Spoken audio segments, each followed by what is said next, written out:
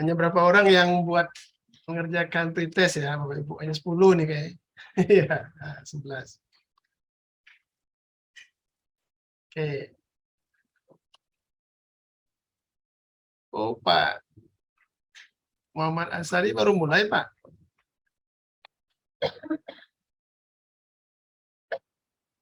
Ganggu nanti konsentrasinya tuh, Pak. Sebentar ya Bapak Ibu, Pak Dion sedang prepare sebentar. Baru selesai kegiatan yang lain juga.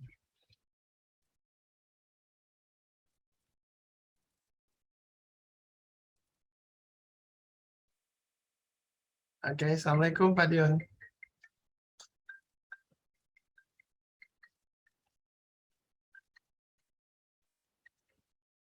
Masih mute, Pak. Sore. Waalaikumsalam Pak Yosef, Bapak Ibu semuanya. Baik, Pak Dion, waktu sepenuhnya diserahkan pada Pak Dion. Silakan, Pak. Oke. Izin Pak Yosef, kita ini kelas kerjasama atau campur ya? Campur, Pak Dion. Campur ya. Halo.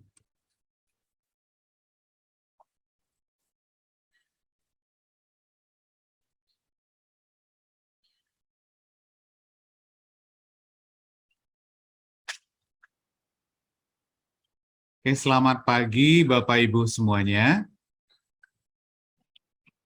Selamat pagi, Bapak. Selamat pagi, Pak. Pagi, Pak. Assalamualaikum warahmatullahi wabarakatuh. Waalaikumsalam warahmatullahi wabarakatuh. Baiklah, Bapak dan Ibu yang saya hormati, sesuai dengan jadwal kita akan mulai kegiatan pekerti untuk materi praktik e-learning. Nah, pada hari ini memang ada penyesuaian jadwal dan saya berharap Bapak Ibu semua telah siap di posisi masing-masing. Nah, ini kita coba cek dulu nih ke kondisi Bapak Ibu. Barangkali kalau ada yang kurang pas posisinya silakan dipasin gitu ya. Nah, Pak Yosef, kalau peserta ini kita wajib buka kamera atau gimana Pak Yosef? Sebaiknya iya ya, buka kamera ya. Gimana bagusnya Bu Nur Farhana? Kalau dari tatipnya tadi memang on kamera, Pak Nufrion. On kamera, ya nggak apa-apa. Jadi izin Bapak Ibu semua kita on kamera ya, karena kegiatan kita bagian dari belajar bersama gitu ya. Mudah-mudahan nanti dengan antusias dan juga perhatian yang fokus akan ada hal-hal baik yang bisa kita pelajari bersama. Baiklah, kita mulai saja. Bismillahirrahmanirrahim. Assalamualaikum warahmatullahi wabarakatuh. Waalaikumsalam warahmatullahi wabarakatuh. Selamat pagi dan salam sejahtera kepada Bapak Ibu semua. Pertama, tentu kita bersyukur kepada Allah Subhanahu wa Ta'ala, kepada Tuhan Yang Maha Esa yang telah memberikan nikmat dan karunia kepada kita, sehingga kita bisa berkumpul, bertemu, bertatap maya, bertatap muka melalui Zoom meeting pagi ini dalam kegiatan pekerti yang dilaksanakan di Universitas Negeri Padang. Kemudian kita tentu juga berselawat kepada Nabi Muhammad SAW. Allahumma sholli ala Muhammad wa ala ali Muhammad. Bapak dan Ibu, perkenalkan saya Nofrion, salah seorang tim pengajar di Pekerti LP3S UNP. Sehari-hari saya di program studi pendidikan geografi dan juga di pendidikan profesi guru. Saat ini sejak tahun 2021 diberi tugas tambahan oleh Pak Rektor UNP sebagai Kepala Pusat Pengembangan Pembelajaran UNP. Senang sekali rasanya bisa bertemu dan tentunya bisa berbagi menjadi bagian atau menjadi teman diskusi bagi Bapak Ibu dalam e-learning. Bapak dan Ibu yang saya hormati, sebelum kita mulai kegiatan, perlu menjadi perhatian kita semua bahwa ada yang mengatakan bahwa pembelajaran luring dan pembelajaran daring itu dua hal yang sama-sama menantang ya. Jadi kalau kita mengajar luring, kita datang ke kelas gitu ya, kita bawa perangkat kita, Lalu kita bisa melakukan pembelajaran dan sentuhan langsung kepada mahasiswa. Tapi ada juga yang merasa bahwa pembelajaran daring memiliki tantangan yang berbeda. Nah, seperti sekarang. Saya ada di Padang, lalu Bapak Ibu ini beda-beda nih saya lihat dari mereknya. Ada UHAMKA, ini dari Jakarta kalau nggak salah ya. Ada dari Stikes Keluarga Bunda, ada Universitas Metamedia, ada dari Makassar juga. Wah, ini jauh ya, dari Universitas Unpam. Nah, ini saya belum perlu tahu ini dari mana nanti dengan Pak Antonius ya. Artinya apa? Remote audience kita sangat beragam, dan tentu atmosfer lingkungan di tempat Bapak Ibu sekarang juga berbeda ya, beragam. Mungkin ada yang seperti Bu Nur Farhanah ini. Wah, ini ready sekali kayak ini. Ini betul-betul totally 100% saya harus ikut pekerti. Saya tidak mau nyambi, katakan itu nampak dari kondisinya. Nah, tapi barangkali ya, karena kita ini tentu punya tugas dan kewajiban lain, hari ini terpaksa harus berbagi, harus mendua hatinya. Pekerti iya, tugas lain juga iya. Tapi tidak hanya mendua, meniga juga ada, mengempat juga ada. Nah, tapi saya berharap mudah-mudahan kita berpandai-pandai, kata orang ya, menjalaninya. Artinya pekertinya jalan dengan optimal dan tugas-tugas lain juga bisa dikondisikan. Tapi saya berharap sampai jam 12 nanti kita bisa sama-sama fokus untuk 2 jam ini. Lalu yang menjadi perhatian kita adalah jangan sampai ada asumsi pada diri kita sebagai seorang pendidik bahwa mengajar daring itu mudah. Nah, itu dulu. Jadi belajar menggunakan e-learning, jadi kalau kita dalam konteks e-learning itu kan pilihannya cuma 2. Mau sinkron, sinkronus maupun asinkron. Seperti yang kita praktikkan hari ini, berarti kita belajar menggunakan e-learning dengan pola sinkron. Artinya, kita berada pada waktu yang sama, berinteraksi pada waktu yang sama, dengan difasilitasi oleh teknologi internet dengan aplikasi Zoom. Tapi, kita juga bisa menggunakan pembelajaran e-learning dengan menggunakan asinkronus. Ya, tidak langsung.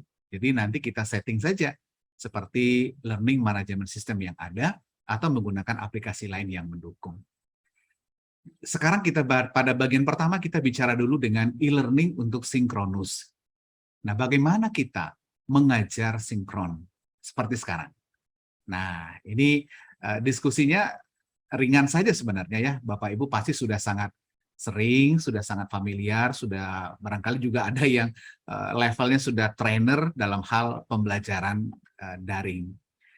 Sedikit saja Bapak dan Ibu. Pertama adalah kita harus memperhatikan yang namanya teaching presence. Itu yang pertama. Nah, apa itu teaching presence?